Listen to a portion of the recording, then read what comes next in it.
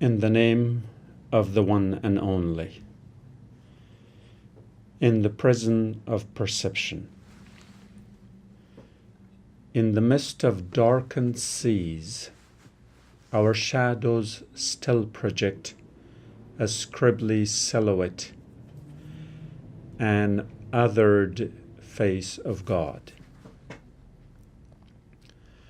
From refracted revelations, we carve niches and white spaces. We make places, we make people with identities galore.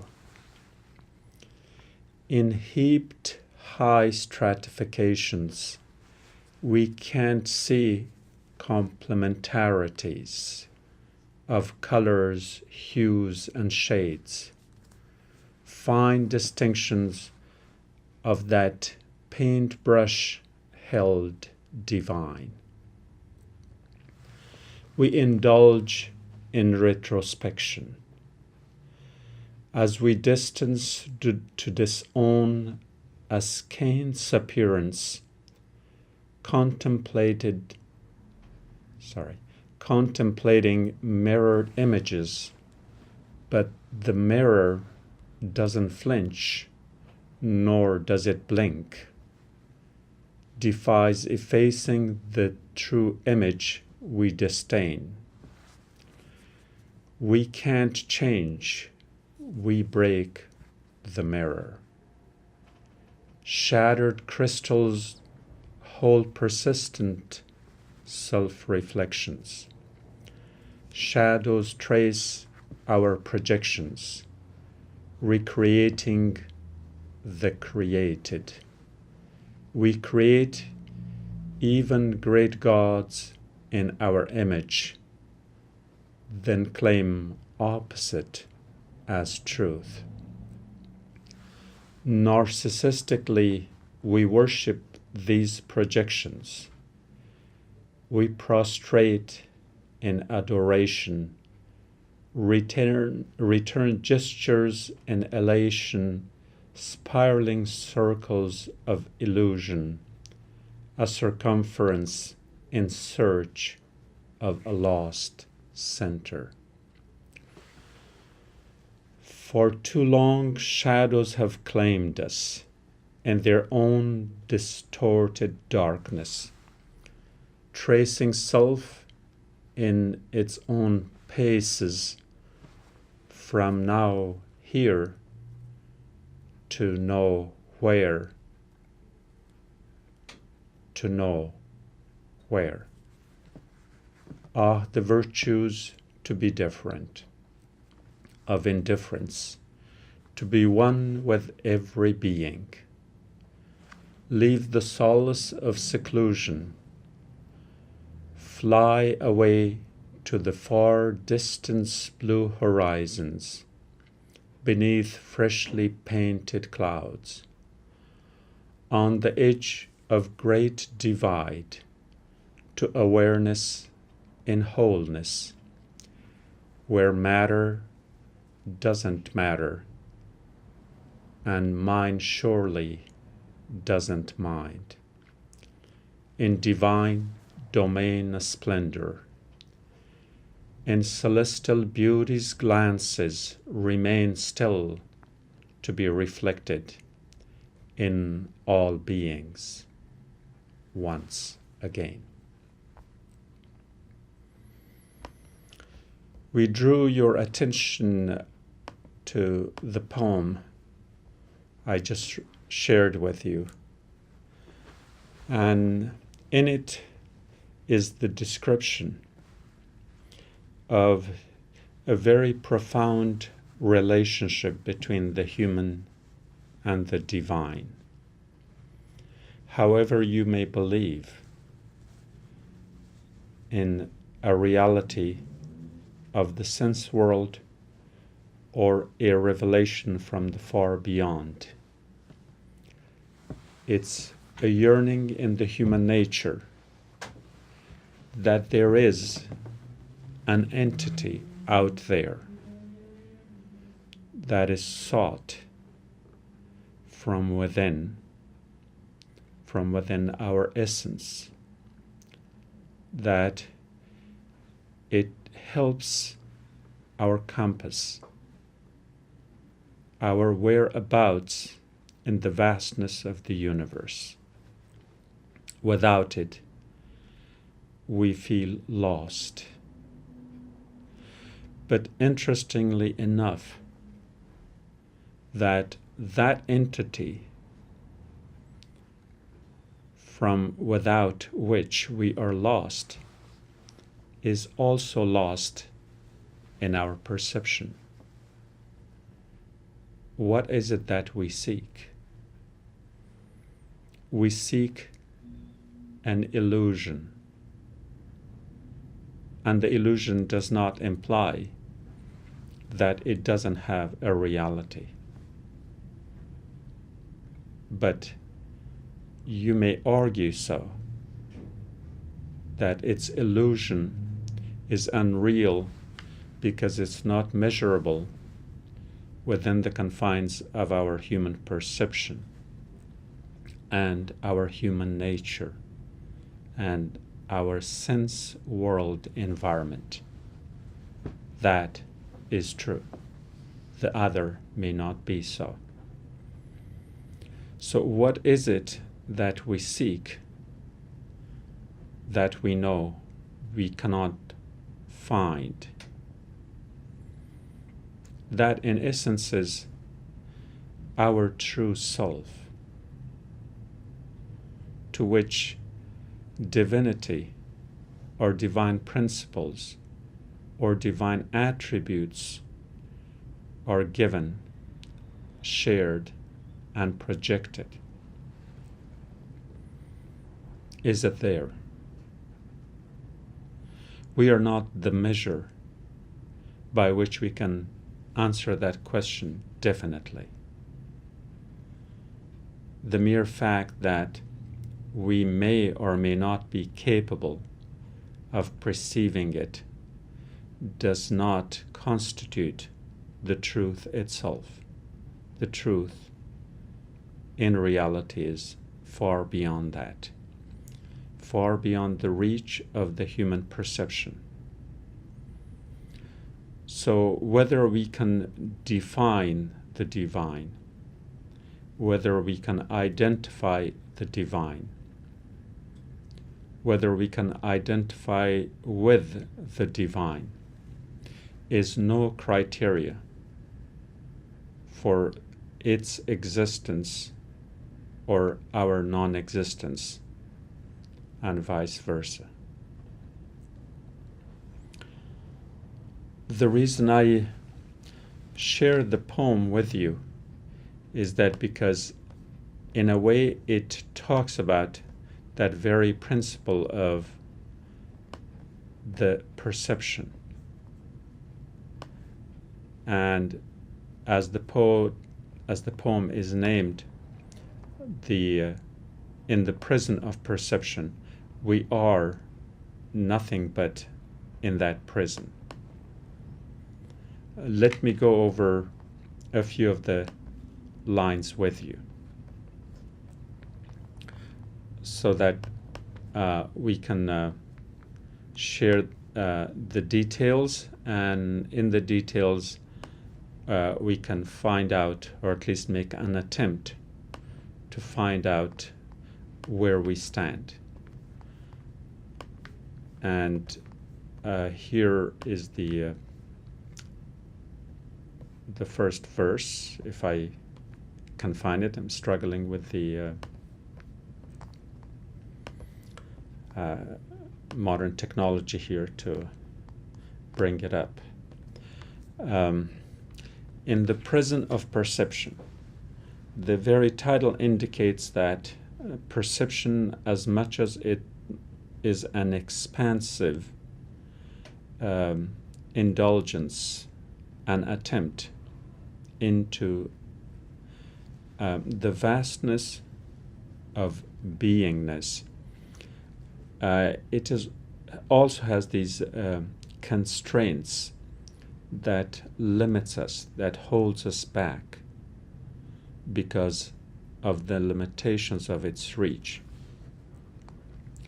So in the midst of darkened seas, our shadows still project a scribbly silhouette, an othered face of God. The darkened seas.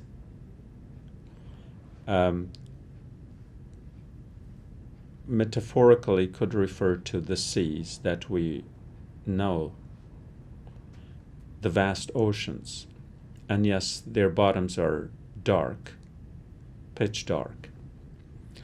But you could also interpret that as the vastness of the universe, which is a sea in its own right. And that too is dark, illuminated here and there by sparkles of sun or other solar or sun-like bodies. And when we are in those darkened seas, the word darkened implies that there has to be a light somewhere, whose absence implies that this particular space is darkened. And we also need that dark space in order to contrast it with a light. And when light and darkness come together, it creates a silhouette. And a silhouette is both an image and it is not. It's an image because, at least from a profile, from a side view, it may have certain features. But the features are not recognizable or identifiable other than in generalities. And it's referred to as scribbly because it is vague. That is the nature of a silhouette. And that face is referred to as an othered face of God. The word other is used as a verb, using poetic license, of course. There is a face of God, but how do we know how it looks, or what it is, or what are its features?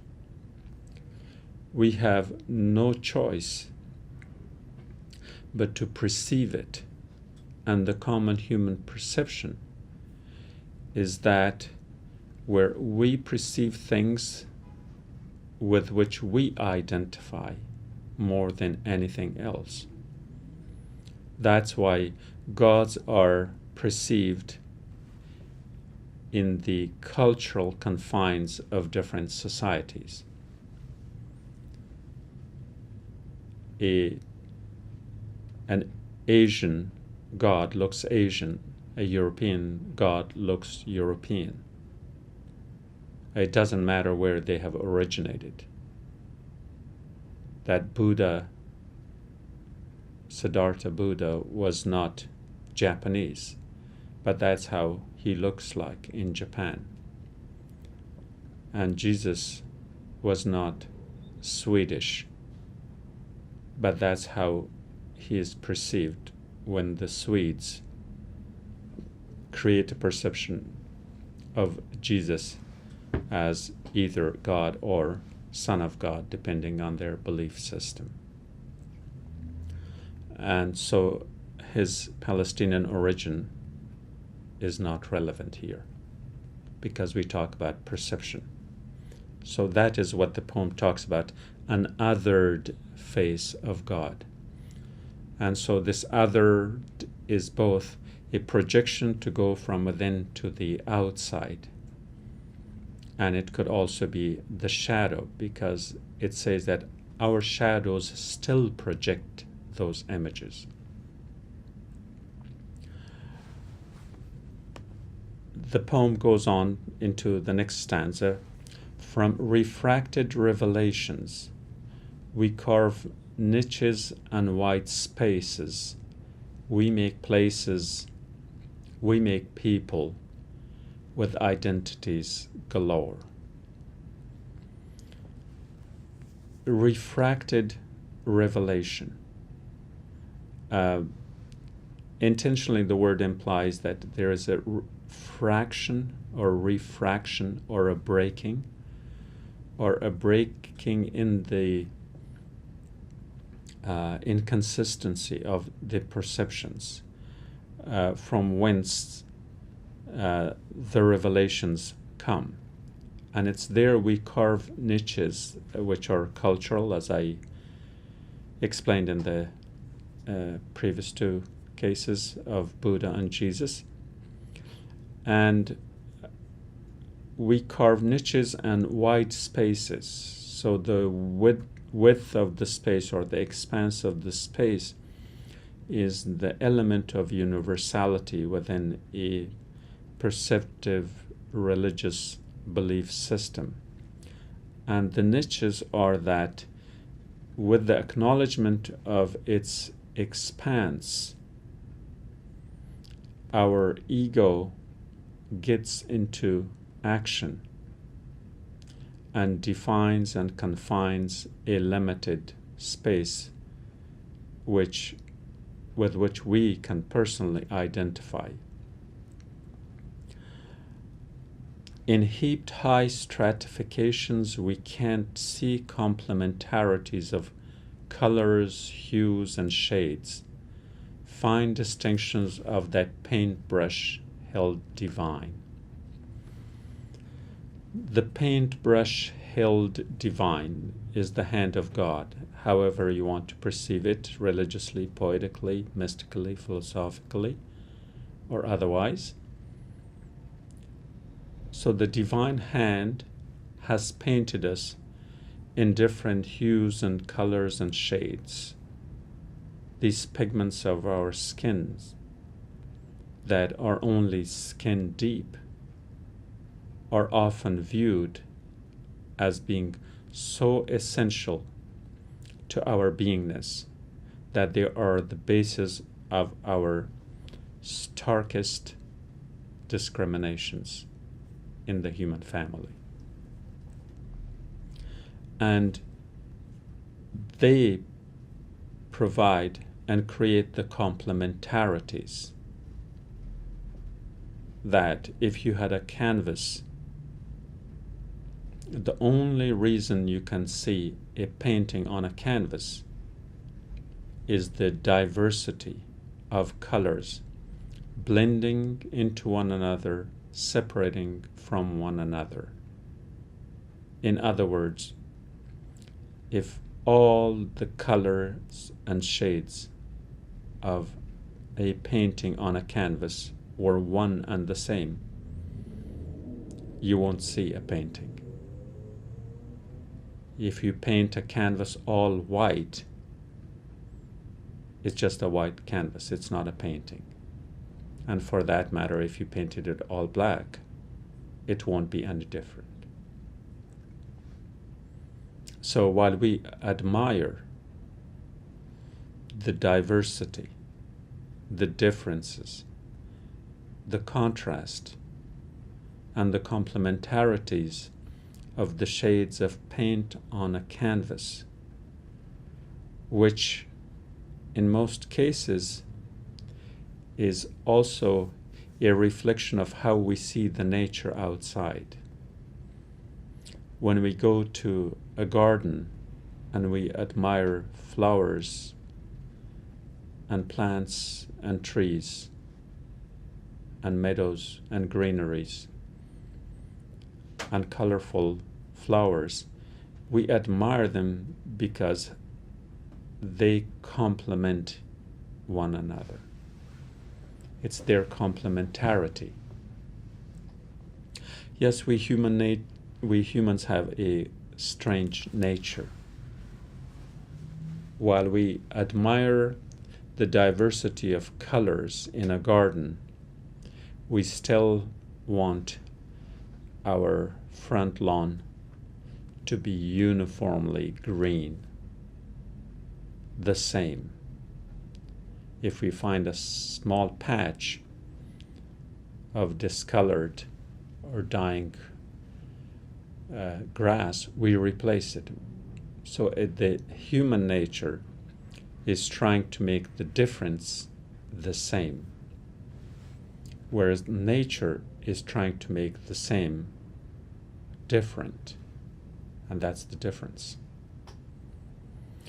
And it's not that we just want all the grass in our lawn to be uniformly the same height, the same shade, the same color, the same freshness, etc. We often extend that to our human environment too. One of the reasons we discriminate against other human beings is that we try to look for differences, and we devalue the difference. So if our skin color is so-called white, and there is no such a thing unless we are talking about marble statues, but just for the sake of argument, if our skin color is white, then white must be good because it's our skin color, and every other color has to be devalued, looked down upon, discriminated against, or othered, as the poem is talking about. And similarly, whatever our anthropological makeup, the features of our face are. If we all have long noses, then those with short noses are bad. If we all have dark hair, and those with light hair will be bad, and so on. And so therefore, we use ourselves as a standard by which everything else has to be measured. And when I say ourselves, we often refer to ourselves as the visible self that we claim to have, not the content of our brain, as Martin Luther King Jr. would say, not the essence of our being, not the knowledge that we may inherently have that might distinguish us from others. No other sign of distinction that is of essence, that is of value, that would give us the right to claim a relative superiority to other beings. Not that, only the appearance. And look around the world. That's where all the problems stem from. Whether it's in the political realm, in the cultural, in the social, in the societal, in the regional conflicts. Even when we have additional issues such as religious identities, ideological differences, and so on. We look for difference, but the pivotal criteria is still the appearance of an individual, either in the individual sense or in the collective sense, that is used as a measure of virtue. And otherness is defined from that point. This is what creates the stratifications, in heaped high stratifications. The upper class, the lower class, and the many classes and castes and other distinctions that we make in society now, and ones that we have been making in the course of human history. That stratification is where we create them, we perceive them, and the first thing we do is to deny excuse me, their complementarities. Going back to the canvas, that the mere existence of one particular hue or shade of a color gives meaning to any other hue or shade of a color that is not like it. So that it's because of black that we can identify the white, and vice versa. And as I said earlier, the nature of things, if we for a moment equate nature with God, the hand of God, the hand of nature, the hand of God diversifies. The hand of human creates uniformity because it's thinking in form, not in essence. And we are stuck with that form. And because of that uniformity, we want to make everyone else look like us. We either accept them if they are like us, and if they are not like us, we would like them to be or become like us as much as possible. In other words, cultural assimilation, political assimilation, adherence to the principles of a polity, of governance, of a society. In all of these, we create uniformities because we cannot understand the complementarities. Yes, you may argue that, of course, we need that uniformity because we have to strive for equality. Again, to philosophize the argument, there is no such a thing as equality in the absolute sense of the word. If God is the creator, then a true creator, regardless of whether you believe in it or not, a true creator would have to create everything in its own right, distinctively, distinguishable, different and differentiated. Why so? Because if a distinction disappears between, say, two created entities. Only the first one is created, the second one is copied. And God, as we define it, does not make copies.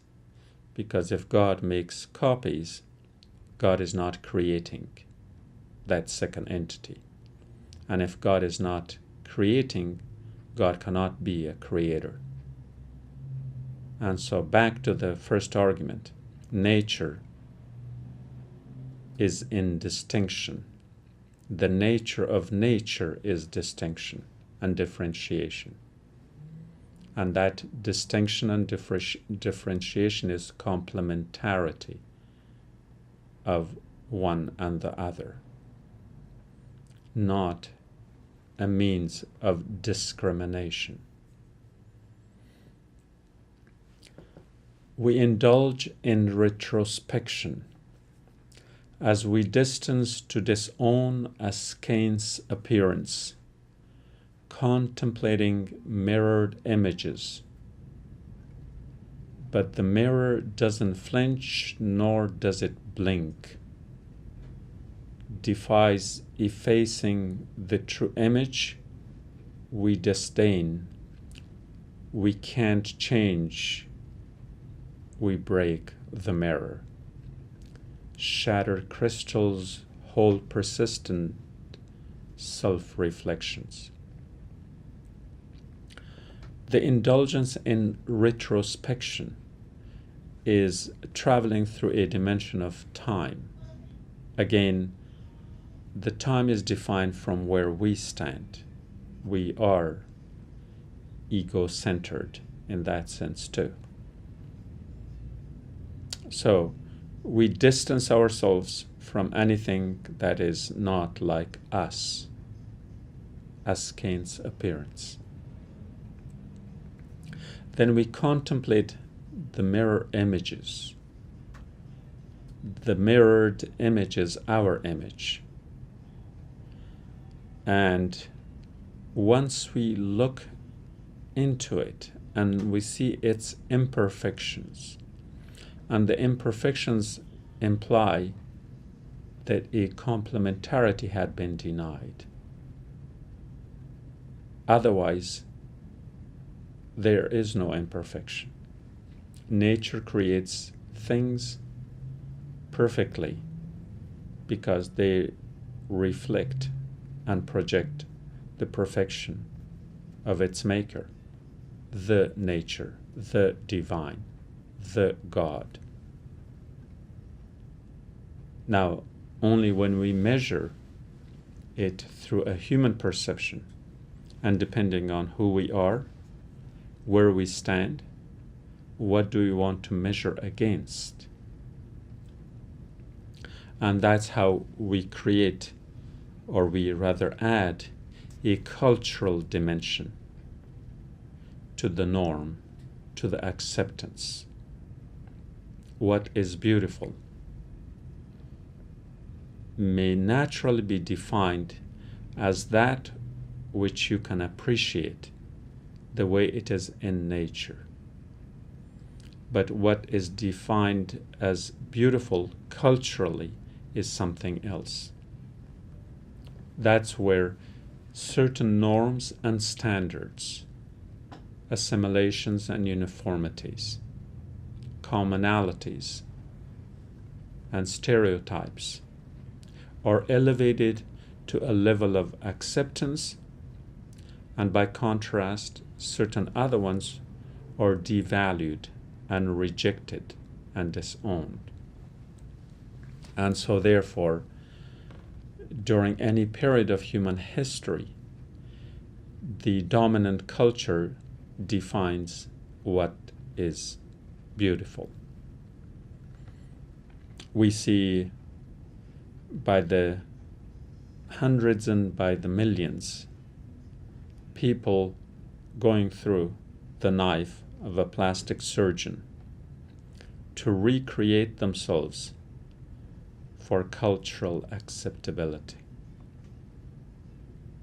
Because it's that cultural acceptability that defines that which is perceived to be normal or beautiful. But then that is what the poem is talking about, is that when we look in the mirror for ourselves, we will see our own beauty. It's only when we try to match it with what a particular culture perceives to be the norm, and when that norm is different from how we look, or when our looks, for lack of a better term, deviates from the culturally accepted norm, it's when we are ready to break the mirror. So, because we want that changed. In the past, often we broke the mirror literally. The way we break mirrors today is dialing the number for a plastic surgeon. I hope people won't take this personally. To me, everything is beautiful. I have the eye to perceive beauty in everything, human, nature, plants, vegetations, animals. If you train your eye, which shouldn't be that difficult, you will see there is a lot more beauty. But you will have to throw away the cultural filter. That is the askance appearance. That if you see it through the lens of cultural relativism, then you don't see beauty in everything, because you're looking for a stereotypically defined beauty, whether it's in the human face or it's in the hues and shades of other colors that might be in what we wear, where we sit, how we build our homes, etc. So these shattered crystals hold persistent self-reflections. We wanted to break the mirror, but in essence, we broke ourselves. We are shattered. We have lost our humanity because the filtering, the cultural filtering, was so powerful and so strong that we had to assimilate, not just in looks, but also in perceptions and in values, in humanity, and in every other sense of the word. Shadows trace our projection, recreating the created. We create even great gods in our image, then claim opposite as truth. We talked about the light and the darkness and the depth of the dark seas, the first stanza. Remember the silhouette. Yes, the silhouette might be the shadow projected from our physique upon a flat surface. But we also have a shadow that's within us. That is the shadow that is created by an illumination of gnosis, of spirituality, of our true essence, of our soul and spirit, not necessarily in the religious sense. But if we go to the core of the core of the core of our being, we will see light. And the impurities that block that light also project a shadow image.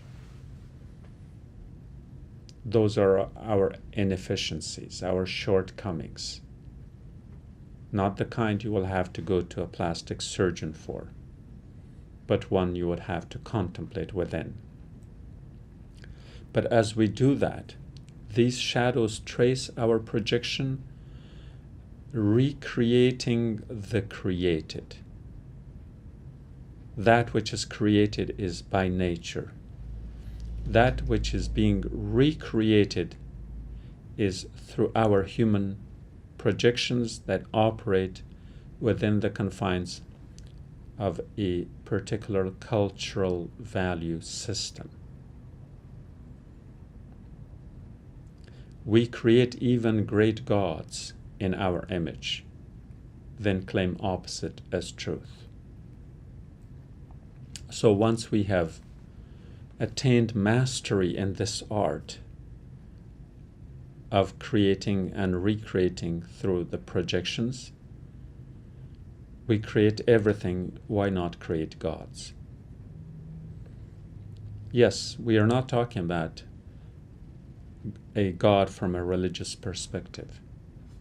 So don't blame me for blasphemy. But if it makes you feel good, go ahead. But we do have a projected God, a perceived God, not the God of the scriptures, not necessarily, and not necessarily the God, the divine totality of the cosmic reality, which is how I would define God. I'm not talking about the God that is, but the God that has become a part of our individual human perceptions. In principle, yes, God is one, or it ought to be one. But in terms of human perceptions, it's impossible for God to be one. We are not arguing polytheistic concepts or multiplicities of the divine. Rather, the multiplicities of the projections of the divine, which we humans create and recreate within our cultural confines. And yes, it is that created perception of the divine within us which in many cases makes us the only true believer, and everyone else is a disbeliever or unbeliever because their perceptions are different, and they have to be. So if this God is so egotistically or egoistically self-centered, then it is we humans, we human individuals, who consider ourselves the center of that universe of perceptions. And therefore, the gods we create spin around us. We are the center of the universe, not God. And it is this self-centeredness that we in the poem refer to as the narcissistically, we worship these projections. The element of narcissism, there is again the self-centeredness in this. And let's take a break. We'll come back to continue this discussion from the point of view of a self-centered human perception as to what the divine ought to be. We'll be back after this break.